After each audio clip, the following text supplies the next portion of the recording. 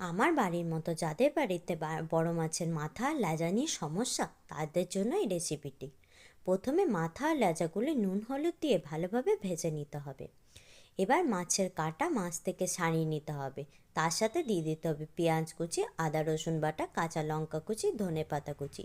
এবার সিদ্ধ করে রাখা আলু গ্রেট করে নেব, আর সাথে দেব লবণ আর মিট মশলা। এবার চপের শেপে গড়ে নিতে হবে। এবার একে একে সব চপগুলোকে বিস্কুটের গুঁড়োর মধ্যে কোট করে নিতে হবে। এবার একটা বাটির মধ্যে এক কাঁচা ডিম আর লবণ দিয়ে ভালোভাবে ফেটিয়ে নেব। এবার কোট করে রাখা চপগুলোকে এর মধ্যে ডুবিয়ে আবার বিস্কুটের গুঁড়োয় কোট করে নেব।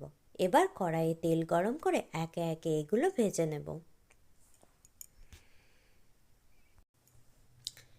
এবার এপিঠ ওপিঠ ভালোভাবে লাল লাল করে ভেজে নিলে তৈরি হয়ে যাবে মজাদার স্বাদের মাছের চপ।